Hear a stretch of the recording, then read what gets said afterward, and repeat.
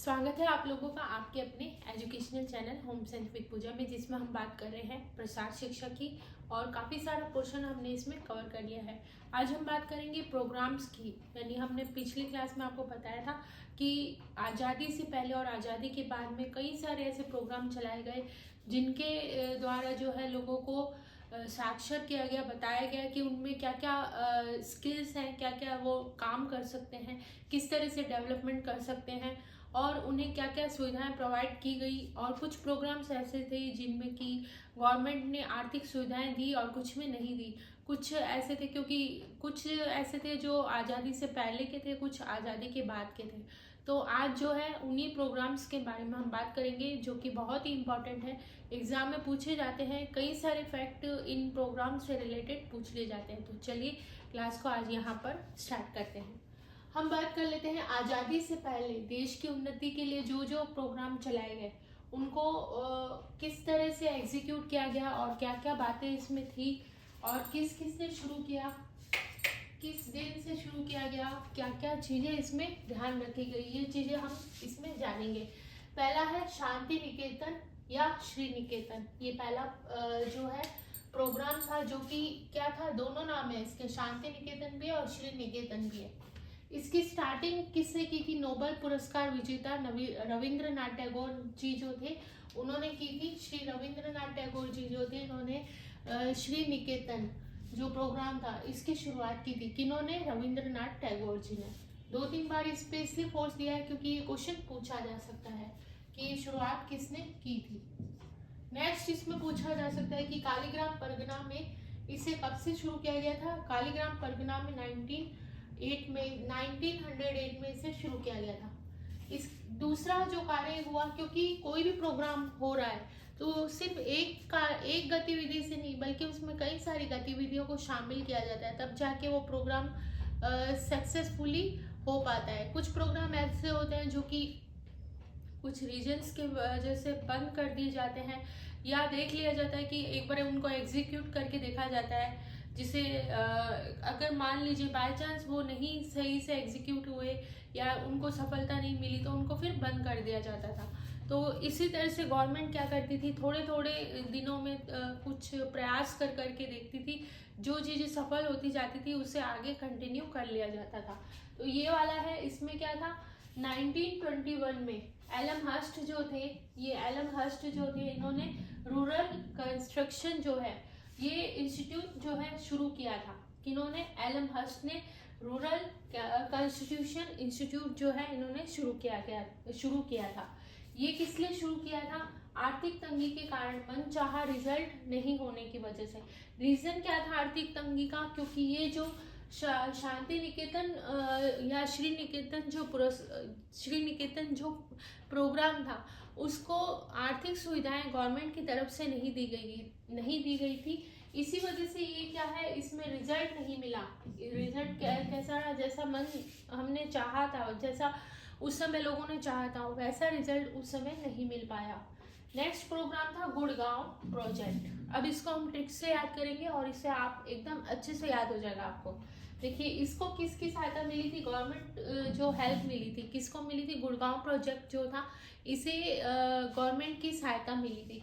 तो इसे ट्रिक से मैंने तो इस तरह से याद किया था कि यहाँ पे देखिए क्या लिखा हुआ है, गुड़ लिखा हुआ है, गुड़गांव।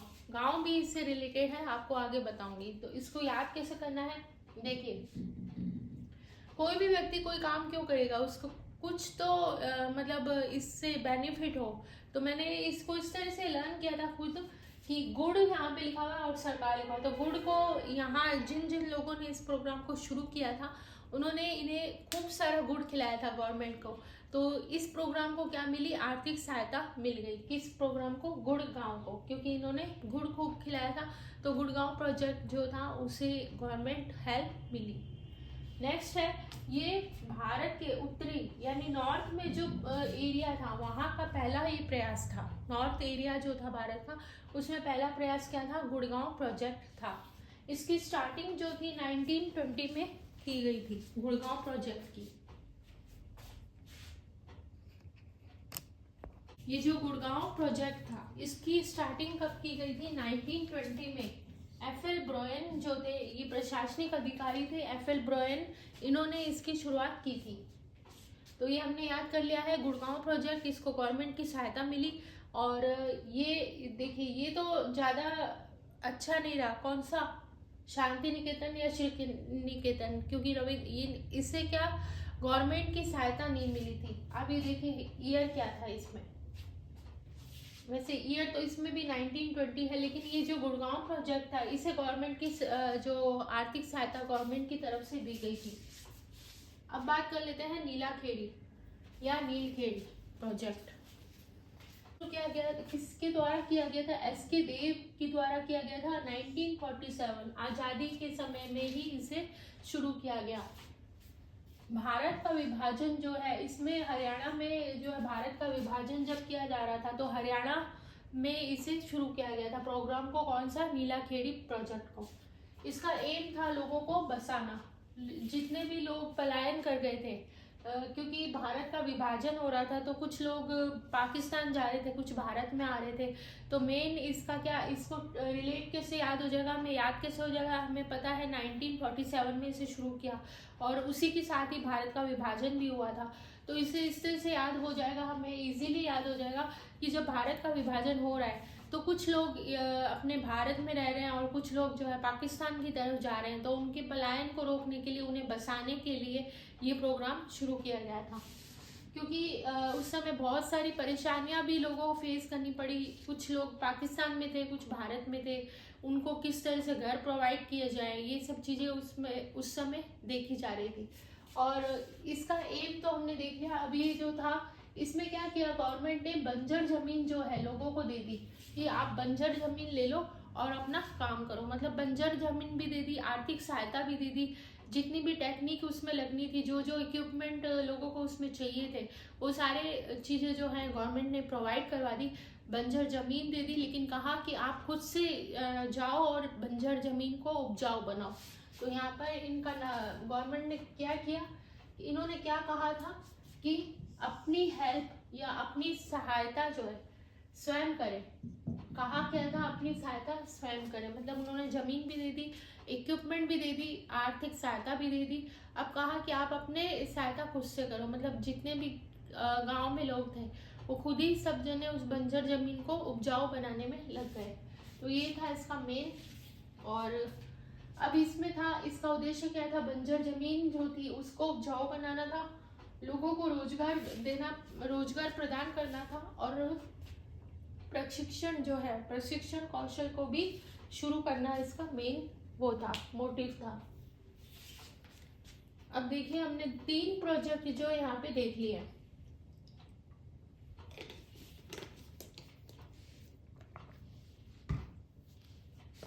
मारखंडम, एक हम ये और देख लेते हैं। देखिए एक बार देख लेते हैं इस क्लास को। ये शांति निकेतन है, श्री निकेतन जो थी, ये इसमें मनचाहा रिजल्ट नहीं मिला। शुरू किया था रविंद्रनाथ टैगोर ने 1908 में शुरू इसे किया था। और 1921 में, क्योंकि छोटे छोटे प्रोग्राम चल रहे थे, तो 1921 में एलम हस्ट जो थे, इन्होंने रूरल कॉन्स्टिट्यूशन इंस्टीट्यूट जो था वो शुरू किया। इसमें नोट क्या था कि इसमें आर्थिक तंगी के कारण ये मनचाहा रिजल्ट इसमें नहीं मिल पाया। दूसरा था गुड़गांव प्रोजेक्ट। अगर आपको शो भी नहीं हो रहा तो एक बार हम इस क्लास को एक बार रिवाइज ही करें। जो स्टूडेंट अभी यहाँ पर इस समय जुड़े हैं तो वो पीछे जाकर एक बार देख लें क्लास को, क्योंकि इनको डिटेल में हमने अच्छे से पढ़ लिया है। एक बार रिवाइज हम करते हैं, तो वो हम कर रहे हैं।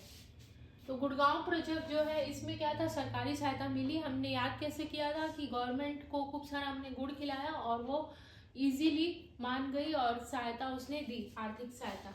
और ये भारत का उत्तरी जो भारत था उसका पहला प्रोग्राम था। प्रशासनिक सहायता, प्रशासनिक अधिकारी जो थे इसमें थे BL, ये थे FL ब्रोयन जो थे, इन्होंने इसकी स्टार्टिंग की थी। और एक चीज़ और है, आई थिंक आपको शो हो रहा होगा, ये जो गुड़गांव प्रोजेक्ट जो था, इसमें विलेज गाइड की भी स्थापना, पहली बार जो विलेज गाइड है उसकी स्थापना भी गुड़गांव प्रोजेक्ट से ही की थी। मैंने आपको पहले कहा भी था कि गांव से हम इसको रिलेट करके भी याद करेंगे, तो ये यहाँ पे मेरी नज़र ही नहीं गई। आप देख लीजिए, एक तो इसमें दो चीज़ें थी, एक तो पहला कि आर्थिक सहायता मिली गुड़गांव प्रोजेक्ट को, दूसरा इसमें विलेज गाइड को भी लगाया गया।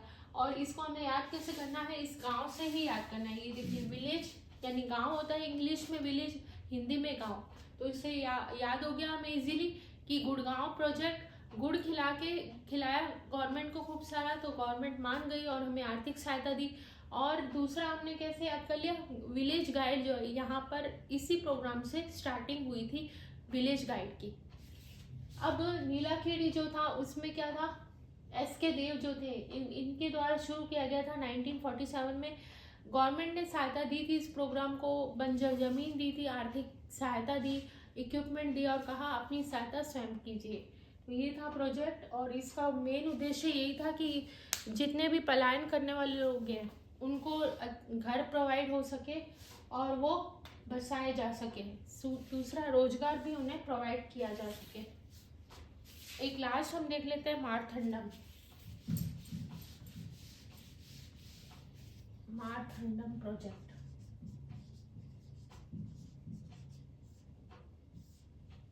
मारथंडम प्रोजेक्ट जो है वो शुरू कब किया गया था, 1928 में। 1928 में, और केरल की राजधानी में, केरल की राजधानी तिरुवनंतपुरम में इसे स्टार्ट, इसमें ईसाई धर्म का प्रसार किया गया। ईसाई धर्म का प्रसार, दो चीजें हैं, एक तो 1928 में से शुरू किया गया, केरल की राजधानी तिरुवनंतपुरम में शुरू किया गया था, और ईसाई धर्म का प्रसार इसमें किया गया था। मारथंडम नाम से हमें पता चल जाएगा और ये इजीली याद हो जाएगा। तो ये हमने देख लिया।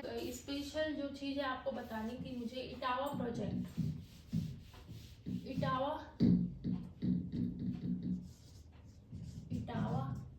प्रोजेक्ट क्या था? इटावा प्रोजेक्ट तो ये इसे इटावा प्रोजेक्ट या पायलट प्रोजेक्ट भी कहते हैं। पायलट क्या होता है? पायलट प्रोजेक्ट, देखिए पायलट प्रोजेक्ट वो होता है जिसमें बड़ा जो प्रोग्राम है, बड़ा प्रोग्राम उसे छोटे स्तर पर करके देखा जाता है। छोटे स्तर पर करके देखना होता क्या है, बड़ा कोई प्रोग्राम हम शुरू करने वाले हैं तो उसे छोटे स्तर पे शुरू किया जाता है ताकि पता लगाया जा सके कि छोटे स्तर पे वो अगर सफल हो रहा है तो फिर उसमें और ज़्यादा जो है एफर्ट लगाए जाते हैं। तो ये था इटावा प्रोजेक्ट, जिसे पायलट प्रोजेक्ट भी कहते हैं।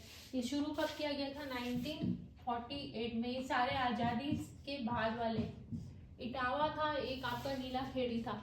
तो ये दो आपको याद रखने हैं अभी इस क्लास में, इटावा और नीलाखेड़ी आज़ादी के बाद थे। ये तो क्वेश्चन ऐसे भी आ सकता है कि आज़ादी के बाद और आज़ादी के पहले के जो प्रोग्राम थे वो कौन कौन से थे। तो हमने आज जो है 4-5 प्रोग्राम जो है देख लिए हैं। कुछ प्रोग्राम और हैं, थोड़े से 1-2 प्रोग्राम और हैं, और साथ में हम बात करेंगे अब बहुत ही इम्पोर्टेंट टॉपिक की। अगली नेक्स्ट जो क्लास आएगी आपकी आएगी कम्युनिकेशन की। बहुत ही इम्पॉर्टेंट टॉपिक है, इसी में आप ग्रेप वाइन और ये सारी चीज़ें देखेंगे कि ग्रेप लता क्या होती है, अंगूर की लता क्या होती है, किस तरह से कम्युनिकेशन किया जाता है, छोटे से बड़े या बड़े से छोटे स्तर पर कम्युनिकेशन क्या होता है। तो ये सारी चीज़ें हम नेक्स्ट क्लास में देखेंगे। आज की क्लास में इतना ही। और अगर आप क्लास से जुड़े रहना चाहते हैं, रेगुलर क्लासेस चाहते हैं कि आपको रेगुलर क्लासें मिल जाएं, तो आप इस चैनल को, आपके ही चैनल को होम साइंस विद पूजा जिसका नाम है, आपके चैनल होम साइंस विद पूजा को सब्सक्राइब करके ऑल का बटन दबा दें ताकि जितनी भी क्लासें हैं आपको तुरंत मिल जाए। तो मिलते हैं अब नेक्स्ट क्लास में। Thank you so much.